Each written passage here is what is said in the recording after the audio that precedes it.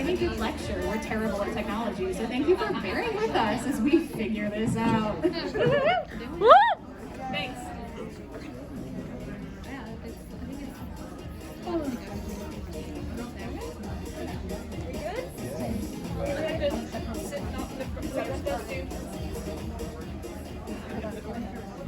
Show my face. Yes, your beautiful face. Thank you. I feel like I just showed my ankles at a Victorian haunt. You can see my face now. Hi everyone, how are we doing? There's so many more of you than I thought there would be. That makes me so happy and so nervous. Welcome to an abridged, unhinged history of fan fiction here at Thursday night in New York. We are so thrilled to be here. We're happy to be your professors today. We have an esteemed panel of experts to teach you all about stuff, or maybe remind you of some things that you lived through if you are like me and have been around for a little while. But we're here, you know? Yeah. Can we go to the next slide?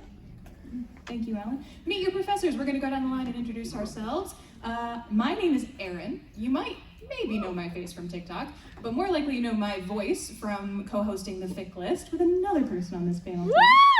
And if not, then I'm just some girl who's going to teach you about some stuff. I am qualified to be on this panel because I've been in fandom since I was 11. I'm now 30, so I'm going to very shortly be at my 20 years in I started on Quizilla. That gives you a sense of how much time has passed. And so I feel like I've been through it enough that I can speak to it. How about you? Hi, my name is Berklie Novak-Stolz. Some of you may recognize me from TikTok, where I've been somewhat lovingly dubbed Professor Alpha. I explain all things questionable, fandom, fanfic, what have you. My qualifications for being here are that I stumbled across fanfiction.net in 2011 when I googled stories about the Hunger Games, and I've been there ever since. I witnessed the rise and fall of Super Kulok. I have supernatural tattoos. I'm in the trenches, so to say. I witnessed the first Mish Apocalypse. Started the second one. I did accidentally start the second one. So yeah, I've been here for, what's math, 12, 13 years, something like that? Yeah, I've been here a while, so I'm gonna be here forever. Wow. Well done. Hello, my name is Alan. I am the other half of the Fic List. I was mentioned about two people that way. I am qualified to talk about this because I read a ton of articles about this to make this presentation. So you're going to sit there and enjoy it. No, but in seriousness, I also started in Quizilla. I have been part of fan fiction for double-digit years, to not age myself. But yeah, I have rekindled a love of it since doing the podcast. So I'm excited to talk about some stuff with y'all today. Woohoo! Hi, I'm Caitlin. I have been a guest on the Fic List podcast, but what I mainly do is run our Tumblr account. Woo! Yes, I guess it's still functioning. I don't know. It's still a website. It's still, the Tumblr is still going? Great. It better be. They're sponsoring the app that doesn't work. I mean, it's Just like We're Tumblr! at the top of the show. You cannot get that Yeah, space. thanks. I am qualified. It's similar to these folks. But I don't remember how old I was when I started reading fan fiction. It was either 9, 10, or 11, because that's when I got into Sailor Moon. Yes, which was my first fandom. But I can't remember what age I was when I first started reading fan fiction. So I've been in fandom at least 23 years, potentially more. And I started on Geocities and Angel Fire. Woo! I started on I'm you. very excited to talk to you guys about this amazing fan fiction. Before we get started, we wanted to do a little strike disclaimer. I am Union Strong. I'm Ask Me Local 1072. And before we get started, the four of us would like to acknowledge the WGA and SAG-AFTRA strikes. WGA just haven't concluded theirs. SAG-AFTRA still going strong.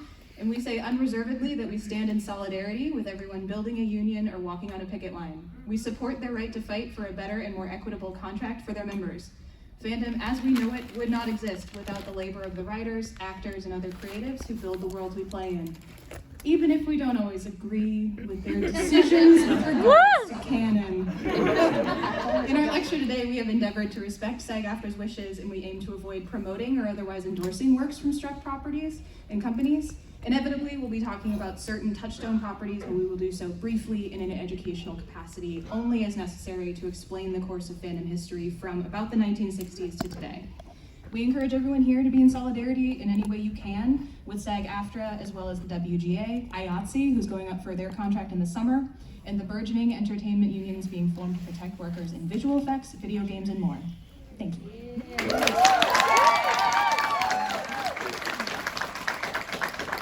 And now, an icebreaker. Everyone's favorite part of class. All right, we have a couple of just sort of fun questions for you. If something applies to you, raise your hand, give a whoop. However you feel led to participate in this particular activity, do it. Just mind your neighbors, okay? All right, first question. How long have you been in fandom? Where are our 0 to 5 year folks? Awesome. Where's our 5 to 10 year folks? All right, we're seeing some more hands. I love that. Where are our 10 to 15 yearsers? Yeah. Okay, so we've all been around the block a little bit. We're here. 15, 20. We're gonna get to you. That's how numbers work. 20 plus. We're here. Amazing. Okay. Do you read fan fiction? Yes? Where's our no crowd at? No? Okay, great. This is a safe space. We will not judge you too harshly. All right, and then my last option. Girl, you can't just ask people if they read fan fiction. What are you doing? Yes? Woohoo! All right, where did you first read fan fiction? Okay, there's options. Archive of our own. Where are AO3 folks at? Okay, cool. Fan, yes, first. My beloved. Okay. Quizilla. Yeah. Lab Journal. Angel Fire, Geocities, or you Yahoo Groups. Okay, and where are OGs at? Printed zines and other printed sources. Yeah! There's always one, and it makes me so happy every time. Did I put in a, other? Are there any? I mean, I left one off intentionally. I love y'all, but I can't do it. I don't have the strength. All right. Today's lecture, we're going to go through an abridged, parentheses, unhinged, history of fan fiction. For some context, take it away. All right, so context, what is fan fiction? So by definition, it is a fiction written by a fan of and featuring characters from a particular TV series, movie, book, what have you. But categorically, and the way that I like to think about fan fiction is that it is a transformative work, or that it's transformative literature. And there's a reason that the parent company for Archive of Our Own is called the Organization for Transformative Works. And it's because fanfic is, as aforementioned, transformative literature.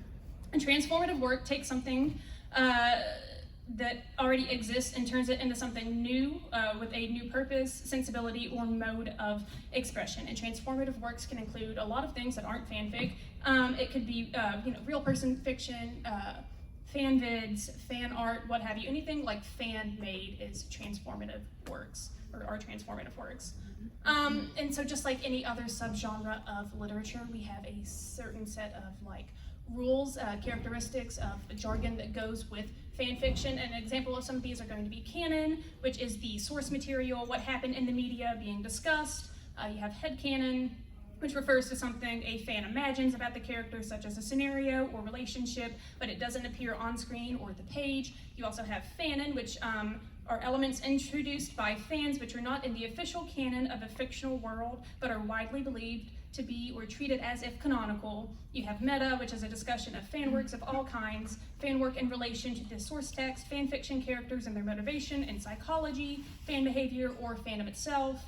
You have AUs or alternate universes, which is a setting for a work of fan fiction that departs from the canon of the fictional universe that the fan work is based on. You have things like Crack, which is a work of fan fiction that is absurd, surprising, or ridiculous, often intentionally. I love crack fics. I love a crack fic. Crack fics are so good.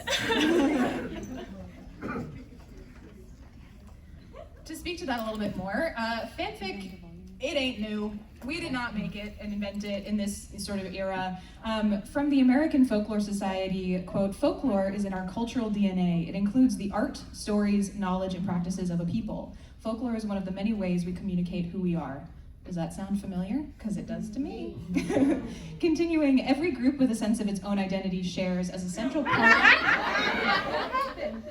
Oh, that was me. I messed it up. I have a whole thing. It's I okay. can't see your notes. It's fine. All right, so just to continue that, I mean, these ways of believing and knowing are circulated among small groups of people. Local knowledge often responds to, augments, and fills the gaps in between its own understanding and knowledge created by larger, more dominant or mainstream groups. So as all us weirdos have our own little folklore, that sounds about right. Folklore asserts group identity, challenges cultural norms, and provides examples for ways of living a good life. I think fanfic qualifies. So, in the time before copyright. So, like Erin was saying, something that I do quite often and that we're doing right now is that I like to posit fan fiction as a form of digital folklore because of the reasons listed above, but also because storytelling is foundational to humanity, and what fan fiction is storytelling. Moreover, it's an accessible form of storytelling because it's free and it's online, but it hasn't lost that folky quality to it that a lot of things have lost these days. So we have, before copyright, we have myths, legends, and oral histories, which all obviously qualify as folklore. Cross-cultural phenomenon, all cultures have some kind of storytelling tradition, typically using the same characters, entities, or deities. One could argue oral histories and mythologies as a type of fan fiction. Shakespeare, right? You know that guy? He published and performed approximately from 1592 to 1615. Looking at the Western canon, many of Shakespeare's plays are based either on historical figures like Julius Caesar or pre-existing stories. So for example, Romeo and Juliet is based on the tragical history of Romeus and Juliet, a long narrative poem written in 1562 by the English poet Arthur Brooke, who had based his poem on a French translation of a tale by the Italian writer Matteo Bandello. Then you have Gulliver's Travels, published in 1726 as copyright laws, as we know them, are being codified. The Atlantic, not long after its publication, readers started to imagine its hero, Gulliver, in circumstances that were either only briefly alluded to in the text or they themselves invented. The more shocking the revisions, the better. Many stories took the form of what was essentially fan art. For example, the famous engraver William Haughgard provoked and amused with a graphic representation of Gulliver giving a Lilliputian an enema. It happened. I don't know what to tell you. I had to put it in the notes. It was too good to know. We've always been like this. Though outrageous, Haughgard's rendering was consistent with Gulliver's character, a play on the original hero's delight with the size sorry, I can't read. With his own excrement, in contrast to the miniature world of the Lilliputian people. From the start, artists were using the form to explore social taboos and sexualities, which is going to lead to our next point of Sherlock, where housewives would get together back when Conan Doyle was still writing, and they'd have their little book clubs, and they would all speculate on what was going to happen in the next edition, if that sounds familiar at all. So, Sherlock Holmes. The earliest copyright statute as we would understand it today is the British Statute of Anne. Well, it was the British Statute of Anne in 1710. And then the first copyright law in the US was enacted in 1790. So it's about the same time as Sherlock Holmes. It's pretty contemporaneous. And what you also start seeing is not only Sherlock Holmes stories, but what are called pastiches. And the first known period pastiche is a story written in the style of the original, dates to 1891, so very close to the original publication date. and have continued through history, including authors as diverse as Anthony Burgess, Neil Gaiman, hello, we love him, Dorothy B. Hughes, Stephen King, Tanith Lee, A.A. Milne, and P.G. Woodhouse. They've all written Sherlock Holmes pastiches. J.M. Barrie also wrote an unauthorized Sherlock Holmes novel called The Adventure of the Two Collaborators. He was like, what's up, y'all? I love this. I'm going to write my own.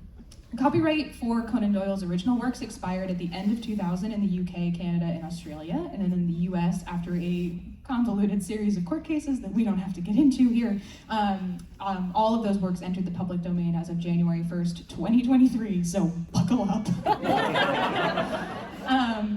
Obviously, Arthur Conan Doyle is not the only author to experience this. Bram Stoker, Jane Austen, H.G. Wells, many other authors also saw their works adapted and pastiched, both in their time and after their passing. So the question becomes, at what point does imitation or adaptation cross over into fan fiction and vice versa? I don't have an answer for that, but it's an interesting kind of question to ask yourself.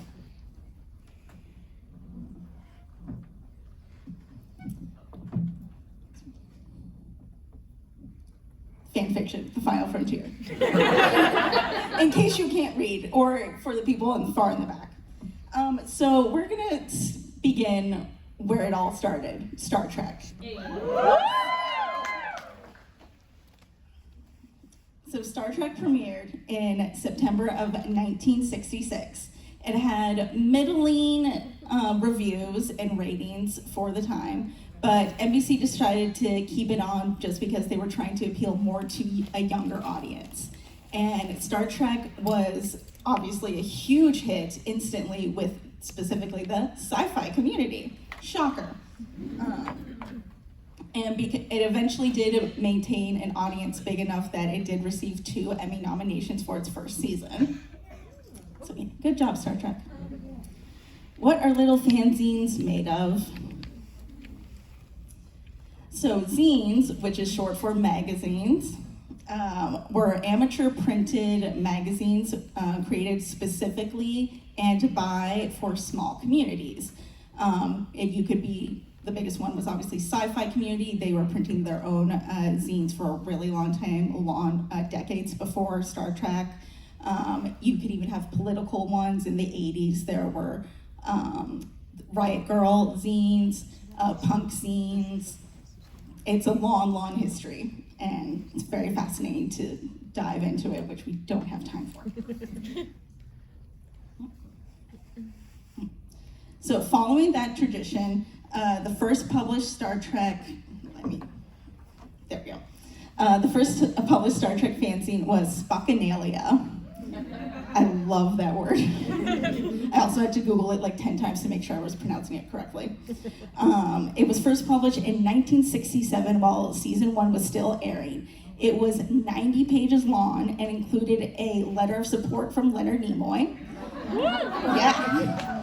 This is back when you could just like write a letter to the actors and be like, hey, can you want to be part of this? And they'd be like, sure, what is it? Whatever.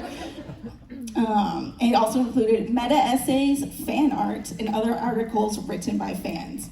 It was originally intended to just be a one-shot.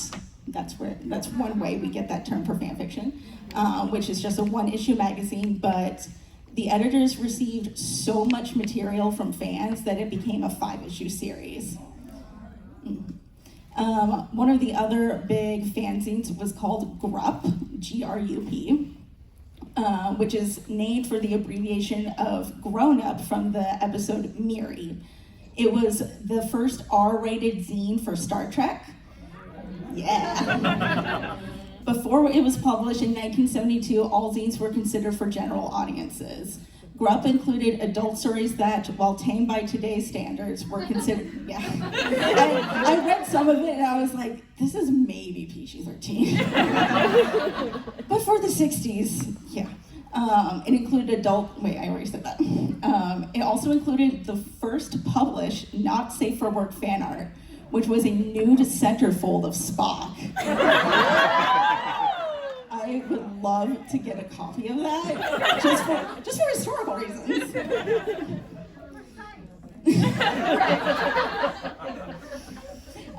There were, of course, hundreds more zines focused on specific characters, There were zines specifically just for publishing fan fiction.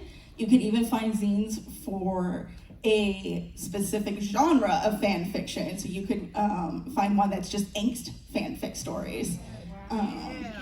It was a lot. Pretty much whatever you could think of, there was probably a Star Trek zine for it. Another fun aspect of zine history were collating parties. They were how many zines were actually made. Fandom friends would invite all of their friends to one person's house where they would physically put together and staple the zines, and pretty much in exchange for a free meal and a free copy of the zine when it was completed. Where no fan has gone before. The origins of Slash.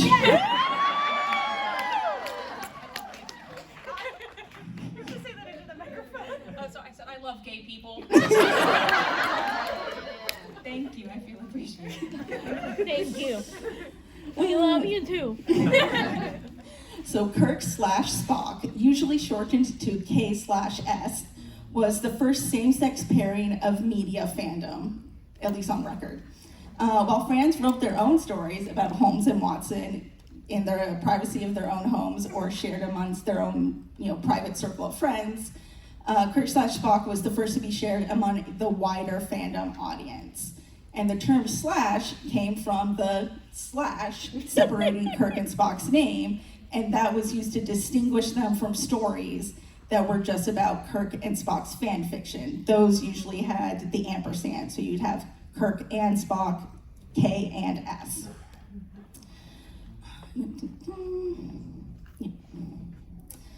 The first known Kirk-Spock fan fiction was written in 1968, titled The Reign of Sojourn by Jennifer Guttridge. It was originally passed just among her friends, but eventually was shared outside of her circle and reached a much larger audience. Memorably, it was also the first known usage of ponfar as a plot device for Kirk and Spock to get together. Speaking of, trouble with tropes. Ponfar and Mirrorverse and K-fic, oh my. There are way too many tropes that were created or influenced by Star Trek fanfic, but to name a few, the first one is obviously Ponfar. It originated from the show. Ponfar is the Vulcan time of mating. The only way Spock can satiate his biological urges is by taking a mate or fighting against a challenger. If he does neither, he will die. And you can kind of guess which direction fanfiction took that in. Speaking of which, pop quiz, everyone. What is the name of the episode that introduced Ponfar? Wait, shh, quiet. If you need a hint, Alan, please. Of course. Yes. just some Kirk titties to help you. Oh yeah, I heard it already. What was it again? Yes. Do you know the episode and season number? Season 2, episode 1. Yes! Yes! Thank you, Alan. They were correct.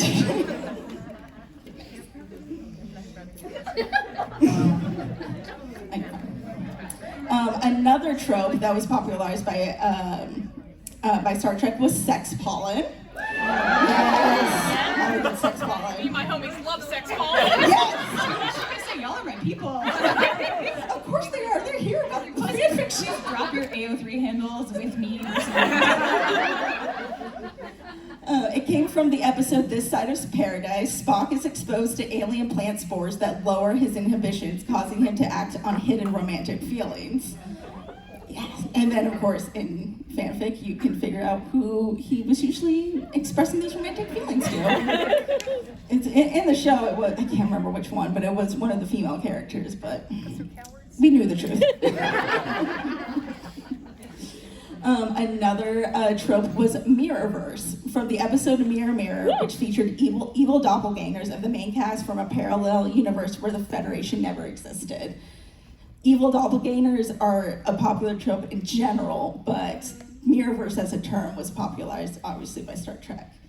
And then there's cave fic. Yes. Cave fic, this didn't originate in the show, but it just became popular among fans, usually in conjunction with Ponfar. So Kirk and Spock are trapped in some cave, or they're taking shelter in a cave on some planet. Oh yeah, oh, and they have to huddle for warmth. Oh, so many things can happen. Possibilities. There was only one cave. Yeah, there's only one cave, correct. Just said, I kid you not, there was only one rock. But that wasn't the only thing that was hard. It's after 7, we're fine. What part of Unhinged was unclear? And then, of course, the search for fandom, cancellation and beyond. Even though Star Trek was canceled in 1969, really, like, how could they do that to us? I say as someone that wasn't born. The fandom still thrived. The show had enough episodes to qualify for broadcast syndication, helping it gain popularity and reach a larger audience. In 1972, the first fan-run convention, Star Trek Lives, was held in New York City. I think I've been there. Maybe. And there were many, many, many conventions after that. Between zines, conventions, and collating parties, fans were able to stay in contact with each other and keep the show alive. That passion and dedication eventually led to a 6-film series of just the original cast, and the first of many, many spin-offs, Star Trek: The Next Generation. Yeah. Internet killed the fanzine stars. I know. But yeah, Mulder and Scully and Xena and Buffy. With the caveat of fuck Joss Whedon. He is not welcome here. That was a one F-bomb for name PG-13, by the way. It's censored on the slide. The shift to the internet. Up until this point, the majority of fandom interaction still happened in person or on some kind of personal level. Attending conventions, creating and distributing zines, fan meetups, etc. Fan fiction was mostly written in private on notebooks or personal word processors, and it's shared among fans if you were lucky to get published into the zines. But the 90s was the beginning of online and anonymous fandom. Thanks, Sarah. Alan? X-Files premiered on September 10th, 1993, in a Usenet group called alt.tv.xfiles, or ATXF, was created by December 1993. A separate fic-friendly group, alt.tv.xfiles.creative, was made in May of 1994. For all the young people, and I include myself in this, Usenet was a computer network communication system for exchanging files and messages between computers. Basically an online bulletin board. It began in 1979, over a decade before the World Wide Web. Original Dropbox. Yeah, basic kinda, yeah. Star Trek also had Usenet groups as early as 1982, but fandoms for shows like Twin Peaks and X-Files were shaped by Usenet from the very beginning of their fandoms. While Xena Warrior Princess had its own Usenet group, fanfiction was shared primarily through private mailing lists. A list moderator, also called a list mom or a list admin, would create a mailing list and a reflector address using an electronic mailing software such as Listserv. Fans could subscribe to these lists and send and receive emails to all subscribers. Some of the biggest and most active fandoms could have up to 100 messages a day. So if you already think you received too many emails, but at least these were fun ones and not the other stuff, not work. Lists could be designated for general specific topics. Many fandoms had lists reserved for general discussions and separate ones for fanfic. Lists could even be for fanfic of specific ships, like Xena and Gabrielle. Woo! Yes. While similar to zine subscriptions, the biggest differences were obviously the speed and quantity at which you received these updates and the anonymity.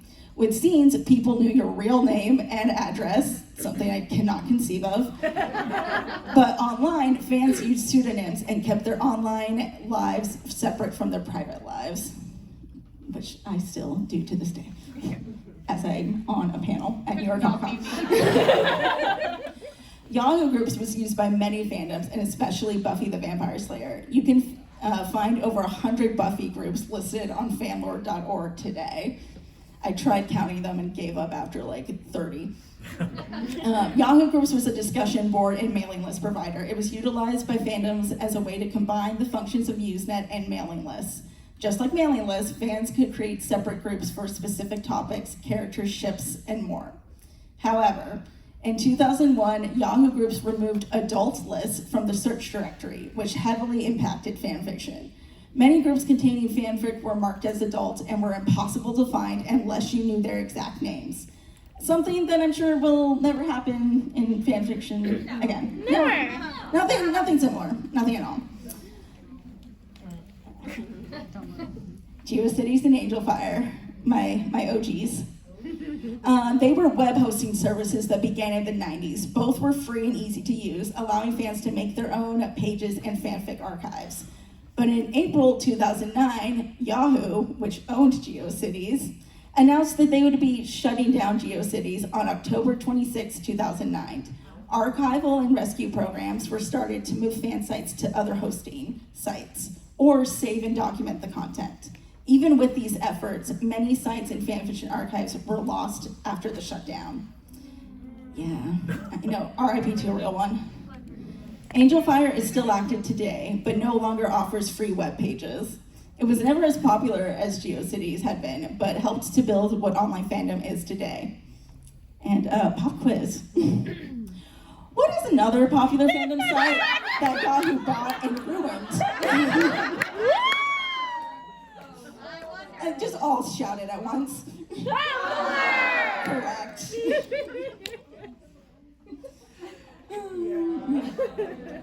Ships that sail. Shippers versus no Romo. Fans who wanted to see Mulder and Scully in a romantic relationship were dubbed relationshippers, later shortened to R-shippers, and then shippers. Fans who wanted them to remain platonic were called no Romo, or no romance. This was basically the first shipping war, but instead the ones that we're used to, where fans argued this ship should become canon, this one should become canon, this one's better, this one's better. This was just about whether they should stay friends or whether they should actually fuck. I mean, kiss. Rated R. It's after 7. Well, it's almost 8 o'clock, it's fine. Now that we're rated R, we can say whatever we want. Oh, God. The term for shipping was first used in 1993.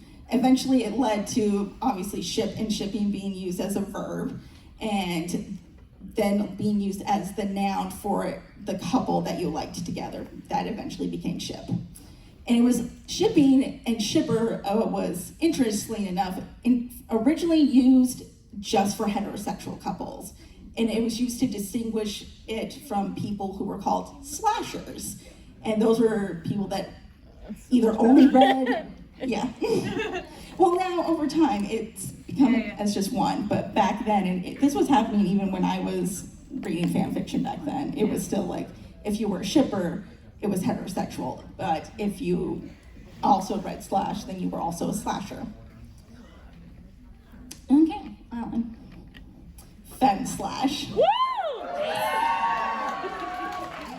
And while fem slash groups were small in the 70s and 80s, Xena caused a huge rise in fem slash content. I wonder why. I know, I can't imagine why. And obviously Sailor Moon, but again, we don't have time for that. When producers learned about Xena and Gabrielle shippers, they leaned into it and added more subtext to the show.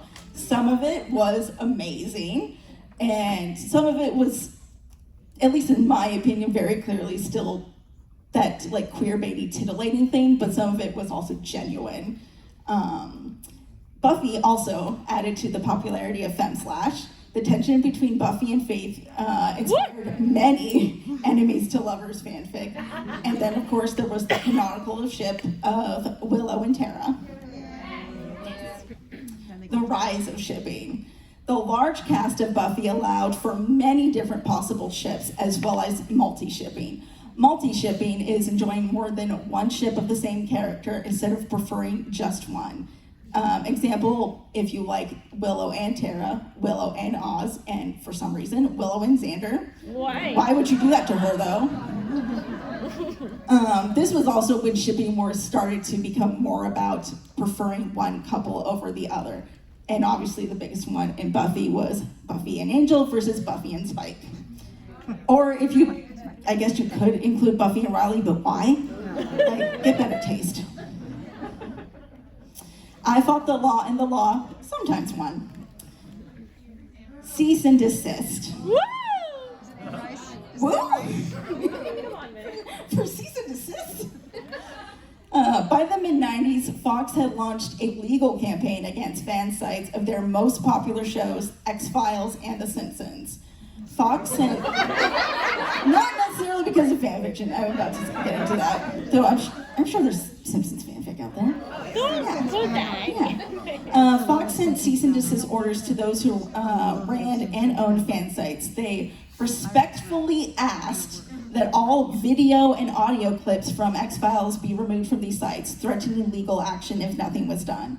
Fox also sent cease and desist to Buffy's transcript sites, despite Joss Whedon's support of the fans. Fans were livid and organized a pro-fandom campaign called Free Speech is Out There, Protecting X-File Websites. Yes, fandom always comes through.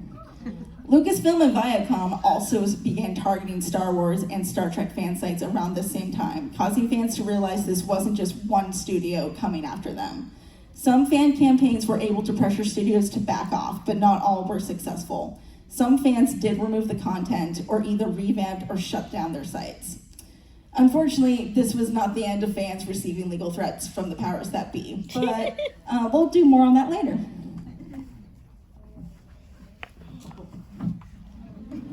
Hey.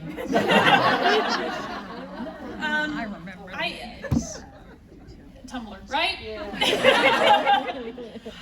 Tumblr absolutely changed the landscape of how fandom operated for a multitude of reasons. But what it really did was it bridged the gaps, because prior to Tumblr, as aforementioned, we had all these individual websites that played host to like one specific fandom, but Tumblr was one of the first instances where pan fandom was able to happen, or where it was more of like just multi-fandoms. And because it wasn't algorithm-based, you had a lot of what I lovingly call cross-contamination, which was normies getting exposed to things that they wouldn't traditionally get exposed to, like a Super Hulock. Anybody familiar with Super Hulock here?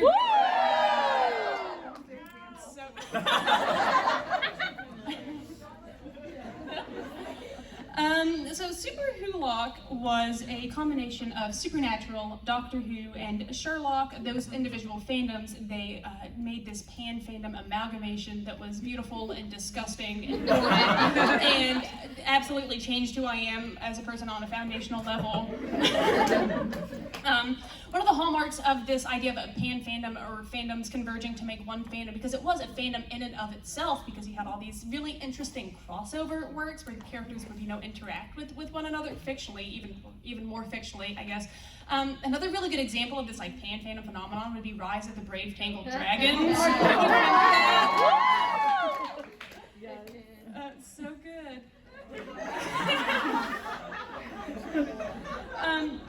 But what Super Hulock enabled people to do was to get exposed to fandom who hadn't been exposed to it before. And as I stated at the top of this panel, my first exposure to fandom and fan culture was via fan fiction in 2011, but I didn't truly discover fandom for what it was until I got on Tumblr, and I got on in 2011, but in 2013 I guess I saw one too many gift sets of Misha Collins on my dash, and I was like, I have to figure out what all this is about, and now I know, unfortunately. The best thing that ever happened. So in recent years, of course, there have been claims of other Super Who Lock level pan-fandom amalgamations like Good Omens, What We Do in the Shadows, and Our Flag Means Death.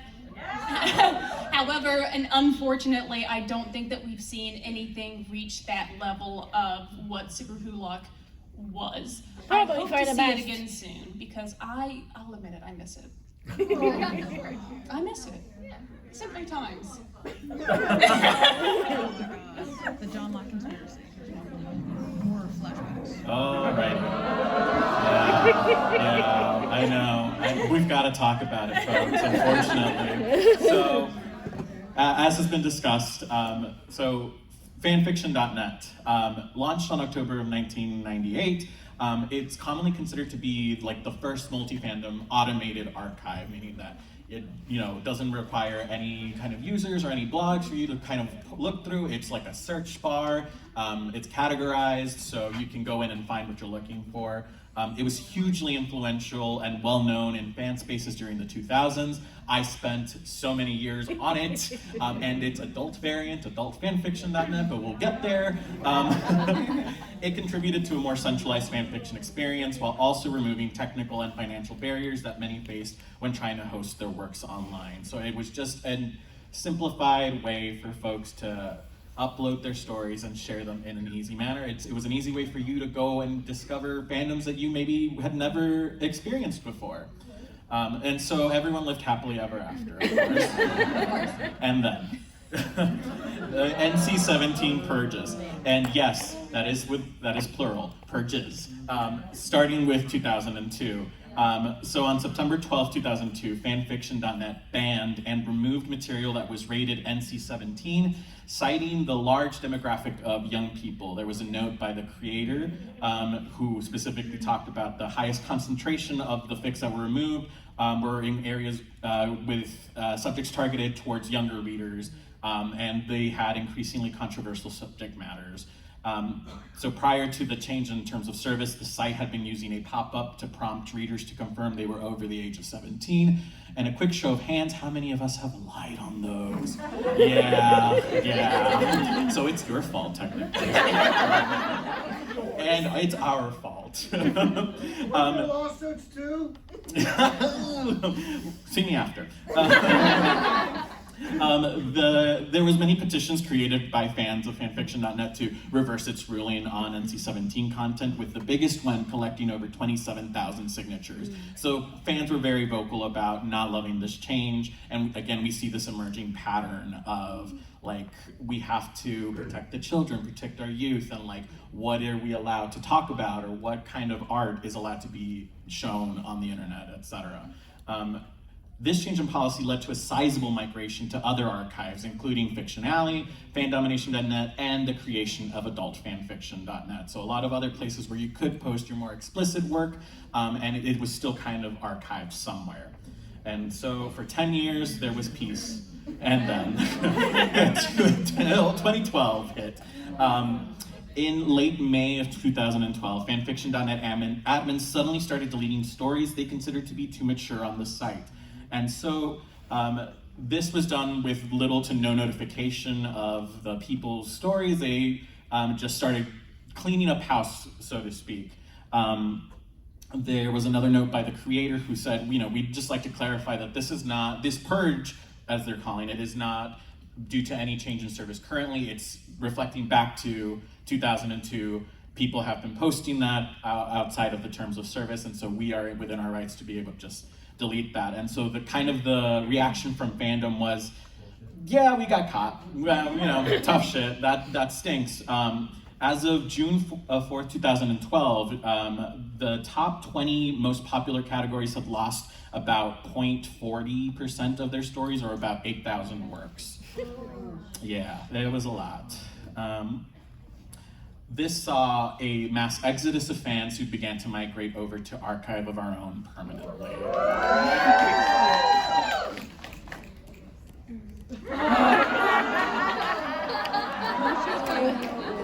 All right, so I may have thrown a punch. We can't talk about the purges without concurrently talking about what was going on with authors in this era.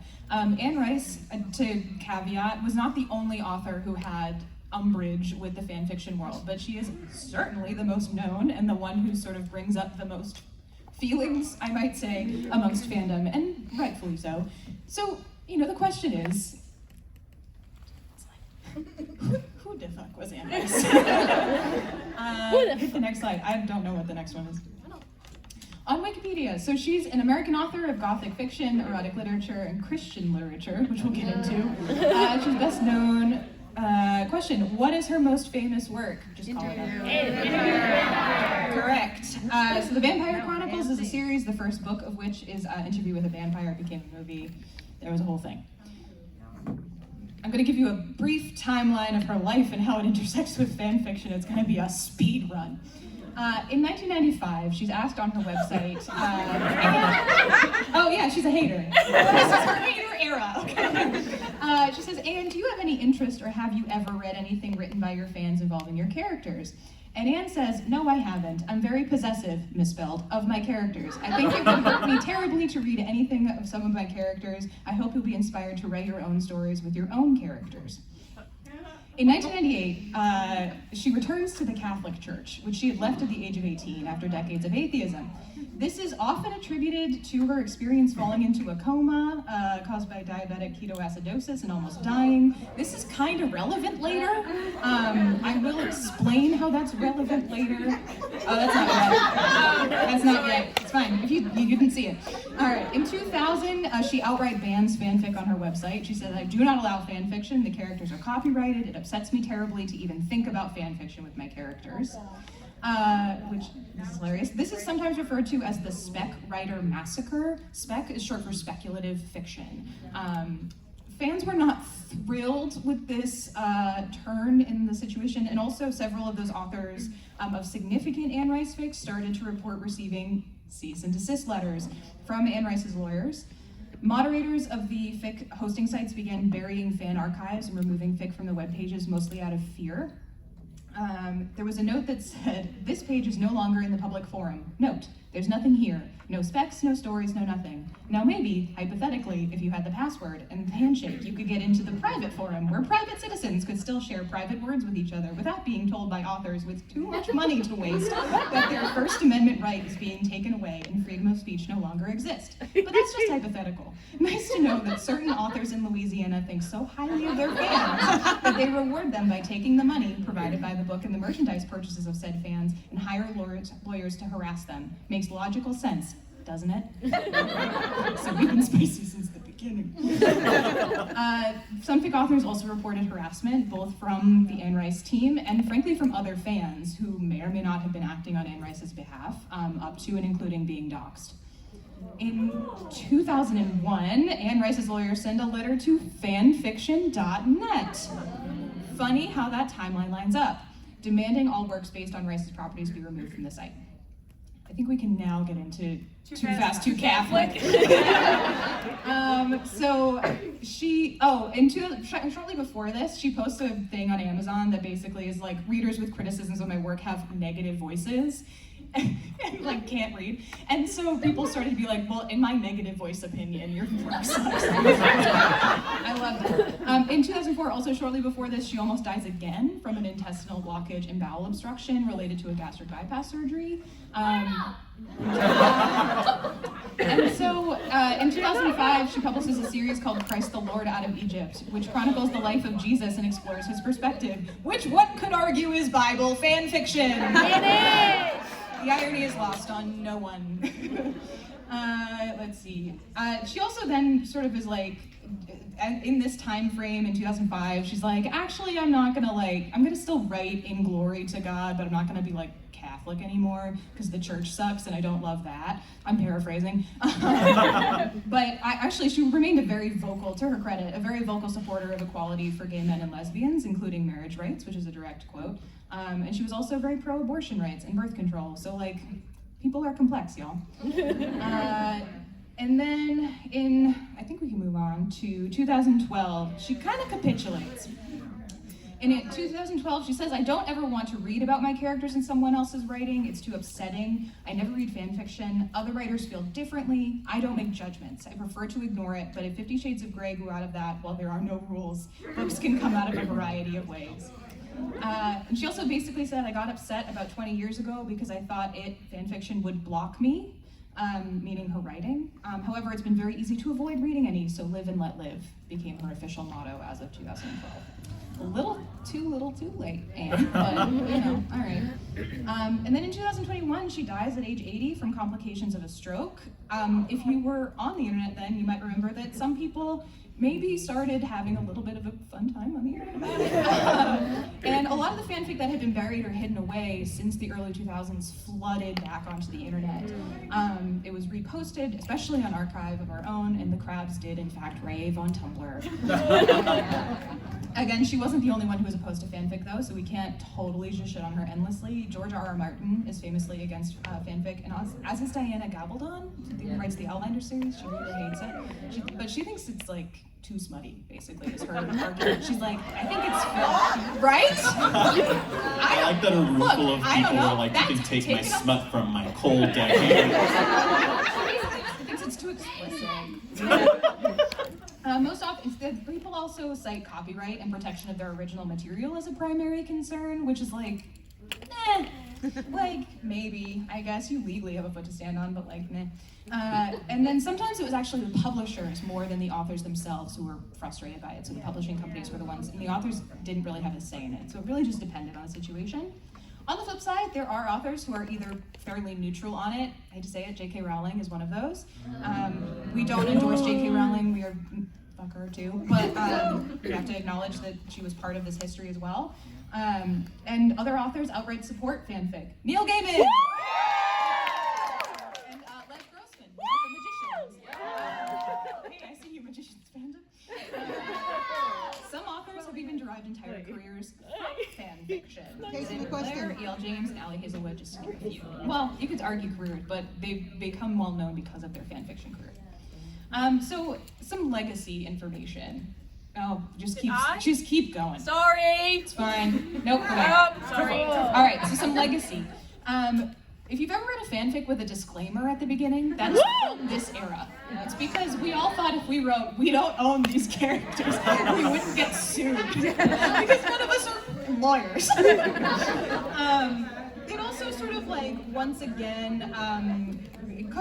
It dovetails with the debate about copyright, authorial intent, and ownership that is happening with LiveJournal and fanfic purges. You can't separate them is the thing. So it's all coming together to land where we land with AO3 in the current state of fanfic.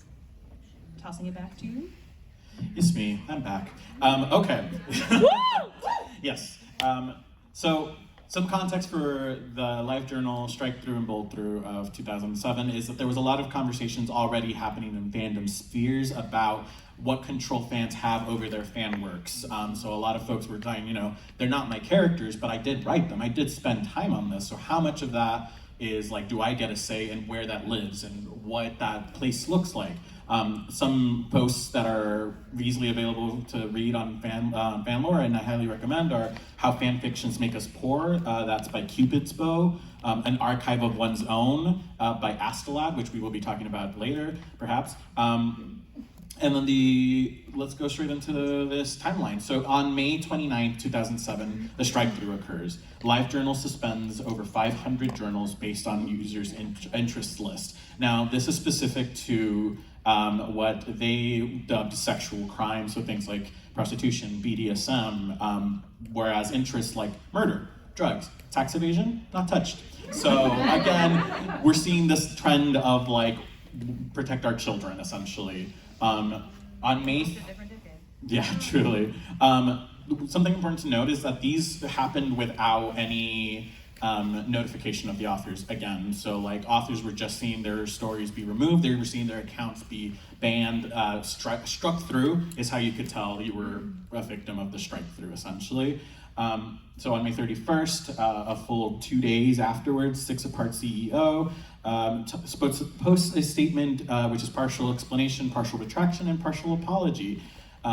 So it's essentially saying, sorry, we messed up, we didn't mean to do that, but we should have let people know, and etc. And then 12 hours later, a second statement was made partially restoring some of the deleted journals because the first wave was just indiscriminate and sometimes was just targeting things based on summaries or interests as opposed to what the actual content of the fic was. And then we were safe until August 3rd. We had a summer of peace when the bold through happened on August 3rd, 2007. LiveJournal suspends accounts from popular fan artists in the Harry Potter community, Pornish Pixies. Hilarious name, kudos to whoever came up with it.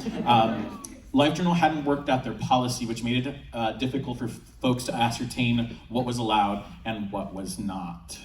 There is also a really fascinating 2018 essay called State of the Migration on Vanished Archival Catastrophes and What Happens Next, which points out this kind of repetitive cycle, which we have seen over and over again, where a popular fan fiction site is sold to an outside commercial company. That commercial company tries to monetize it. The company receives pressure from a combination of various governments, advertisers, or radical religious groups, or moral purity police, and then the site receives changes to its terms of service and begins to delete content. So this has been a kind of a repetitive revolving door that fanfic has been through. Oh boy, okay, it's me again. I'm okay, that's okay, but thank you. So Archive of Our Own, which is what we all kind of read from now, is a project from the Organization for Transformative Works. The origin story is this post I was talking, An Archive of One's Own by Astolat, which kind of talked about, these are some of the things that I, as a fan fiction writer, would love to see. A site that is run by fanfic readers for fanfic readers. No ads, solely donation supported. Simple and highly searchable interface, browsable quick search pages. Let's see, what else? Tagging was another big one. Options for folks to download the archive or specific stories. So all of these were kind of big dreams and that have come to fruition on the Archive of Our Own. The LiveJournal Community Fan Archive was created on May 20th, 2007 to coordinate the discussion and planning for the creation of this archive. Again, fully volunteer run, donation based. On May 30th, 2007, archiveofourown.org, the domain is registered, and it opens for closed beta on October 3rd of 2008. A year later, on November 14th, 2009, the archive enters open beta, which means that only folks with invitation codes were able to access the site. Now I think it's on a rolling basis. And as recently as of July 2019, Archive of Our Own has hosts over 5 million fan works, which is staggering and incredible. And the archive won the Hugo Award for Best Related Work on August 18, 2019, which further legitimized the Organization for Transformative Works' mission to classify fan works as transformative works and was seen as an advancement of fan fiction's poor reputation in mainstream society. Our Hugo Award. Our Hugo A moment. To soften the blow. Yeah, it is to soften the blow. So what fanfic hath brought? If there's anything questionable when it comes to fandom and to fanfic, at tropes, terms, whatever, you can almost always blame Star Trek or Supernatural. Tropes like the Omegaverse, right? We're all familiar, right? Please nobody say no. No, what is that again? I'm so sorry. The Omegaverse is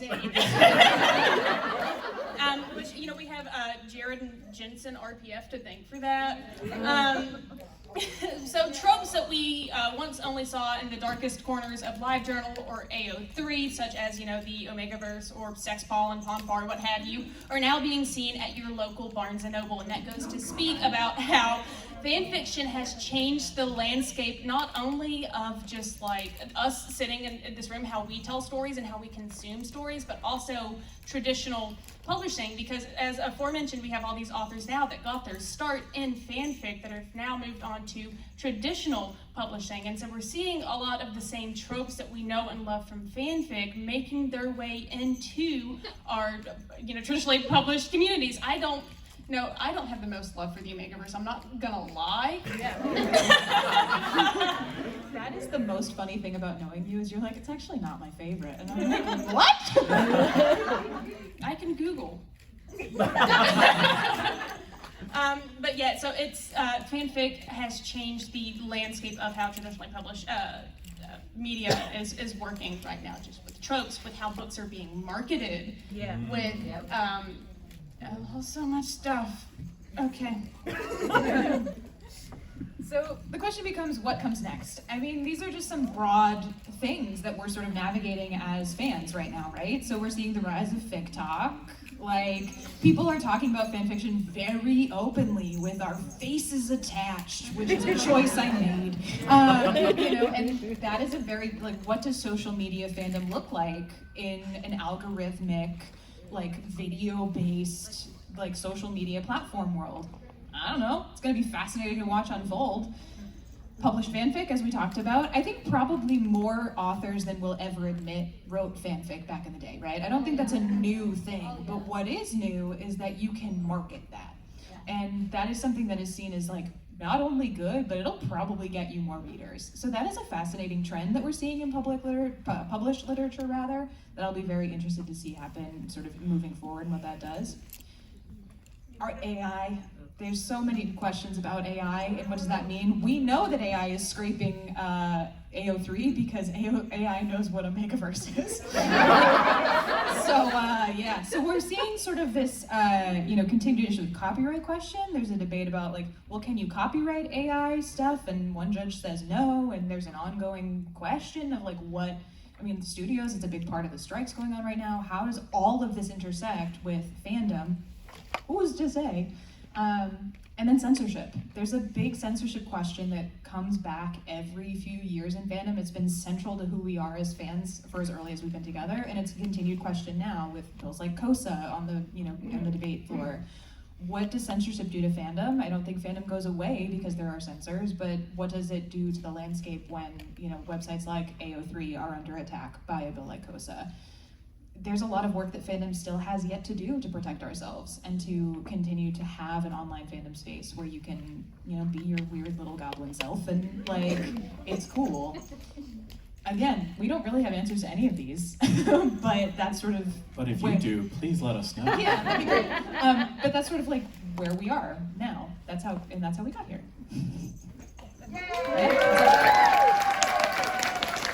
We wanted to have time for questions. We're a minute over our time. We were optimistic. Yeah, we just really like talking. So if you have questions and want to come chat with us after, we're more than happy to like stick around and hang out. We also have stickers and worms. We also have worms that Berklie has. Stickers and worms. Yeah, so please feel welcome to come say hi, and thank you so much for being such a wonderful audience. Our first New York Comic Con audience. Have an amazing weekend, everyone.